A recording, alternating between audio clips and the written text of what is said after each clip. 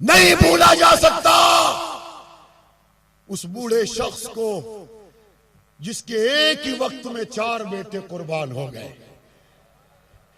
نہیں بھولا جا سکتا اس بوڑھی ماں کو جس کا بیٹا شہید ہوا تو پوتوں کو لا کے اسٹیج پر بٹھا دیا. نہیں بھولا جا سکتا ان بہنوں کو جنہوں نے بھائی کا جنازہ گھر آنے پر سر میں خاک نہیں ڈالی، بھائی کے چہرے پہ پھول ڈالے. میں نے اپنی والدہ سے پوچھا اماں بتائیے تو صحیح ابا جان کو کنہوں نے مارا اور کیوں مارا؟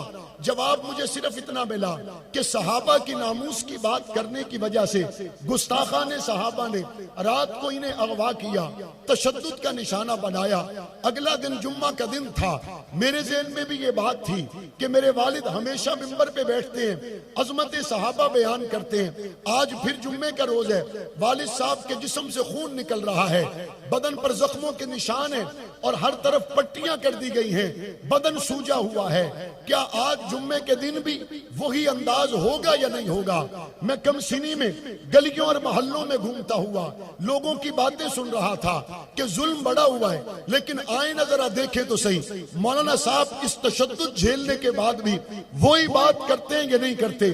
جمعہ کی تقریر کے لیے جب وہ ممبر پر آئے جسم سے خون روانہ تھا، لیکن زبان پہ صدیق اکبر کا ترانہ تھا، جسم پہ تکلیف کے آثار نمایاں تھے.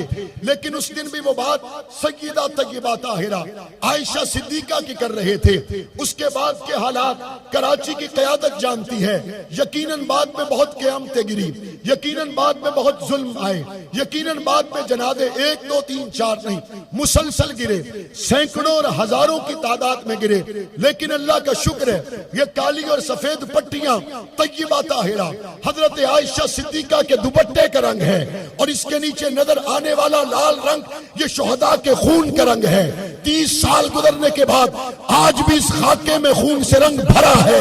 لیکن طیبہ طاہرہ عائشہ صدیقہ کی عزت کے لیے پہرا دینے کے لیے کھڑے ہیں. کوئی شک نہیں 30 سالوں میں ہتھکڑیاں بات آئی ہیں، کوئی شک نہیں 30 سالوں میں مصیبتیں بات آئی ہیں، کوئی شک نہیں اس وقت شہداء کی تعداد کو انگلیوں پہ گنا جا سکتا تھا.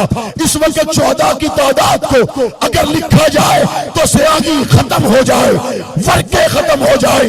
کوئی شک نہیں اس وقت یتیموں کی تعداد لکھنا مشکل نہیں تھا، اب یتیموں کی تعداد لکھنا ناممکن ہو چکا ہے. کوئی شک نہیں اس وقت چند قبرستان تھے، آج پاکستان کا ہر قبرستان ہے. کوئی شک نہیں اس وقت چند گھرانوں سے دفاع صحابہ کے لیے جنازے اٹھے تھے، آج ہزاروں کی تعداد میں بیویاں بیوہ ہوا چکی ہے، ماؤں کے لال جا چکے ہیں. لیکن ہم رب کی تقسیم پہ راضی ہے.